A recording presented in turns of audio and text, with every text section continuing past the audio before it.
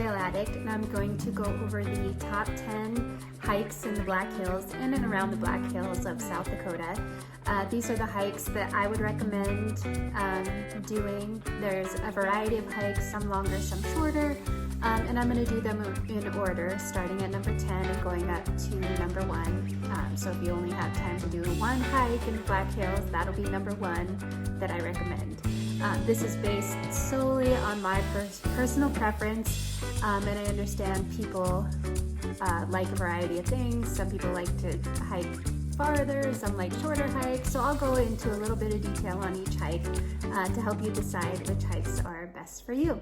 So coming in at number 10 is Elk Canyon, which is just outside of Custer, South Dakota. It is a loop trail of just under 6 miles. And the thing that I like about this trail is that it kind of gives you a variety. You get some views at the top. If you do it counterclockwise, starting, you'll kind of go through the old fire, the area that was burned in the Jasper fire 20 some years ago, I think. And then you drop down into the canyon and kind of follow the creek. And so it's real pretty. It's a good one for dogs. If you don't want to do the full 6 miles, you can kind of start at the creek area and just kind of go that way and back. But overall, it's a nice hike. It kind of gives you a variety, and you'll find that a lot of these hikes that I'm choosing because they do give you a little bit of variety. We have such different landscapes and things to see around the Black Hills, so there's a lot of different things. So number 10 is Elk Canyon. So number 9 is Little Elk Creek, and this is one of the trails that I probably do more than any other trail just because it's close to my home. It's located in Piedmont, so between Sturgis and Rapid, and it is great year-round. It is a busy trail, especially on the weekends, but this trail is good because it's about 5.5 miles out and back, but you can extend that. It follows the creek, and you're kind of down in a canyon, so you get to see the rock walls. Once you get to the end of it, you can follow the gravel road up, all the way up to Dalton Lake, and if you want to camp there, have a picnic or fish, or you can continue on to make it even longer. It does connect to the Centennial goes right there, so you can make it way longer if you'd like to. So number 9 is Little Elk Creek, and like I said, that one is a great one to do any time of year. Number 8 is Mount Roosevelt, or the Friendship Tower, which is located just outside of Deadwood, kind of behind the lodge. So this is a short trail with amazing views. So if you like the scenic overlook, but don't want a real long trail or short on time, or kind of want to do sunrise or sunset but don't want to hike a long time in the dark when you're done, Mount Roosevelt is a good one. So you can actually climb up in the tower. This one is one that, especially when my kids were younger, they really liked it. We would have a picnic up there, and like I said, you just get gorgeous views for not a very long hike. So Friendship Tower is an easy one, great one for families, and just outside of Deadwood. Number 7 is Crow Peak, just outside of Spearfish, South Dakota. So this is about 6.5 miles round trip. You get about a 1,600 foot elevation gain in that time, and once again, amazing views from the top of this one. It is a little bit longer. You kind of go through the forest before it kind of opens up when you're on the side of the hill in a clearing, but the views from Crow Peak are amazing, and it's a great workout, a little bit longer hike, but if you're up for a little exercise and enjoy a little bit longer trails, this is a great one to do near Spearfish. Number 6 is Spring Creek Loop, which is outside of Rapid City. It's actually part of the Flume Trail, and so there's some history there, and you actually will go through a tunnel, which is really cool. You follow the creek for a little bit before you climb up on the side of the hill. You'll follow part of the old Flume track, go through the tunnel, and then drop down again. So this is a loop. The total distance for the loop is just under 3 miles, so not too far. This is one that it just has some cool things, and the tunnel is super cool. My kids like this one too, so this would be a good one for families, for anyone really, if you don't want anything too long, but you want some great scenery. You want to bring the dogs along because there is water on this one, so it would be good. A lot of it is shaded, so good in the summertime when it's hot out. So this is also one of my favorites to do. Bring bug spray on this one though, because along the creek there actually can be a lot of bugs depending on the time of year, and I've seen quite a few snakes on this one. No rattlesnakes, but there is quite a few like garter snakes and stuff along this trail that I've seen when I've done it. So if you don't like snakes, maybe not do this trail. Coming in at number 5, I actually have 2 trails. They're right next to each other, so you could do both of them or choose which one fits you better. But they're both great, and they do have similar views. So it's Cathedral Spires, which is just under 2 miles out and back, or Little Devil's Tower, which is just under 3 miles out and back. So Little Devil's Tower will be a little bit of a steeper climb. You'll have some rocks scrambling at the very top. So if you have bad knees or aren't up for a little bit of a strenuous climb at the top, maybe choose Cathedral Spires. Cathedral Spires has a little bit more of the landscaping of the spires, although you will see the same thing on Little Devil's Tower. If it were me, I would do both of them because they're right next to each other. You're looking at like under 5 miles to do them both, and they both offer a little something. But if you want something a little bit easier, a little bit shorter, do Cathedral Spires. A little bit more challenging, do Little Devil's Tower. So coming in at number 4 is the Badlands, which there's several trails at the Badlands, and it is a little ways outside of the Black Hills, but definitely if you want to go spend a day, if you're in the Black Hills, want to spend a day, do a little bit of hiking at the Badlands, highly recommend it. It's an entirely different landscape than you'll find anywhere else in the Black Hills, so you need to go over there. So the trails that you could do, the Notch Trail is probably, if you're only going to do one trail, I would say do the Notch Trail. That offers views. It has like a wooden ladder, which is neat to kind of climb. You'll get to see a lot of the landscape and get a good view of the Badlands. From that same parking lot, you can do the Window and the Door Trail, which are super short. And you just can see more of that landscape. So you can actually do those 3 trails. Me and the boys did that a few months ago, and super easy, not difficult at all to do those 3 trails in a day. The other trails in the area, if you want something a little more challenging, a little bit longer, the Castle Trail and the Medicine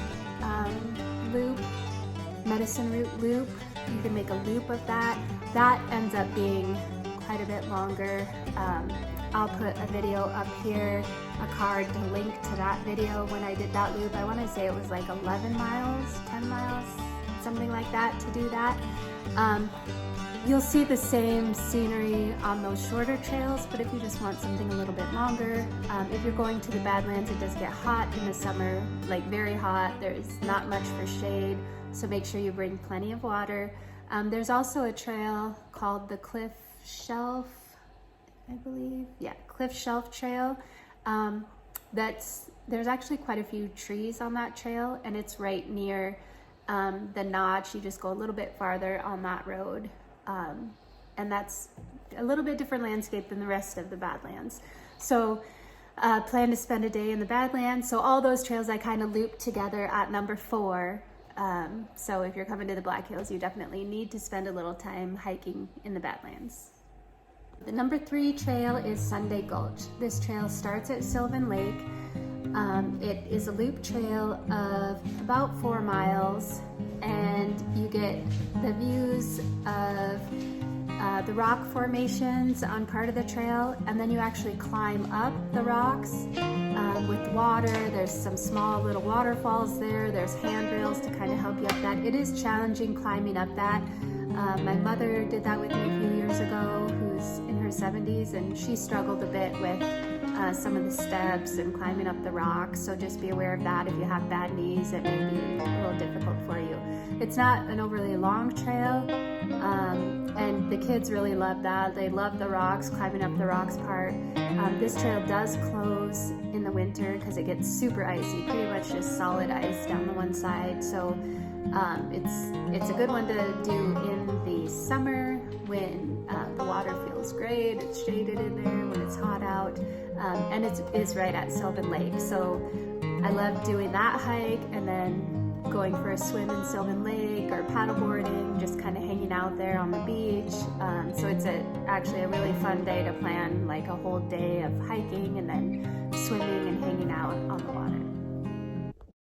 Coming in at number 2, I couldn't choose just one, so I chose Spearfish Canyon, which there are several trails in Spearfish Canyon that you need to do. Number 1 is Spearfish Falls. If you're going to do one trail in the canyon, I would say do Spearfish Falls, but that's a short one of about a mile, a little bit less than a mile to do that. You hike down and you get to see the gorgeous Spearfish Falls, the waterfalls, so definitely do that one. Right in that same vicinity, that same area of Spearfish Canyon, you'll also find the trail to Rough Rock Falls, although you can drive to Rough Rock Falls in the summertime. In the winter, that road is closed to just snowmobiles, but there's a trail there. It's about 2 miles to hike to Rough Rock Falls, which is very pretty, and highly recommend doing that if you're in the canyon. In that same area is the 76, that's my dog, just laid down really hard. The 76 trail is a short hike, but very steep, so a good workout, less than a mile, beautiful views of the canyon from the top.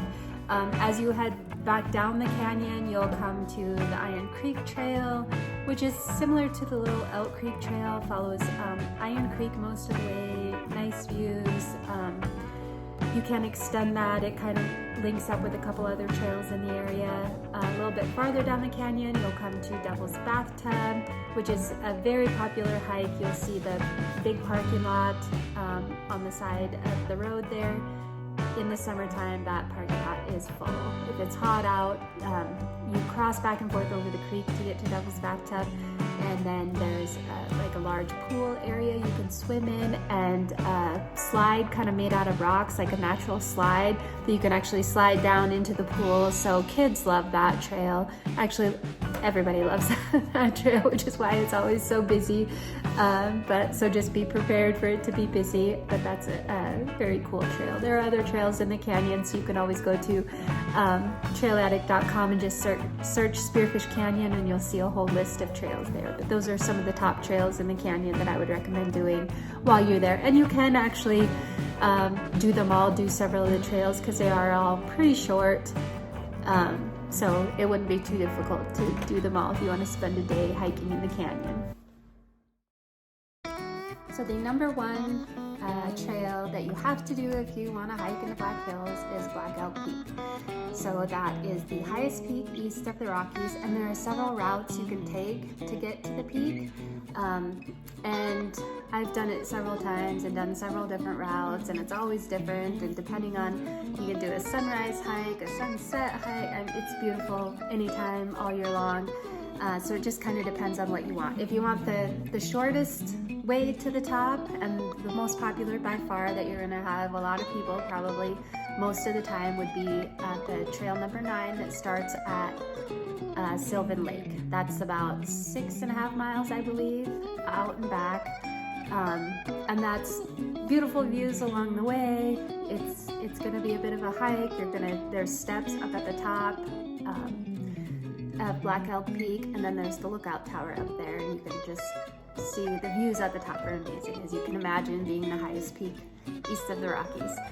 There are several other trails that will get you there, combination of trails that will get you there, that are going to be quite a bit farther. I think the next shortest distance is, I think you're looking at like 11 miles, 12, 13 miles for any of the other trails. You can take Norbeck, you can take Grizzly Bear Creek, you can take, start at the Willow Creek Horse Camp and take Lost Cabin or Willow Creek up to trail number 9 coming from the north. You can make loops out of several of those trails, but like I said, all of those trails are going to be much longer, and the benefit of doing the longer trails though is they're going to be less popular. Fewer people on those, more remote, and you won't really run into people until you get closer to the top, and then that last little bit, and of course at the top there will be a lot of people there typically. So yeah, if you're hiking in the Black Hills, that's my top 10 list of trails that you must do if you've only got a little time, or if you live here and you just haven't done all of those, make sure to do those.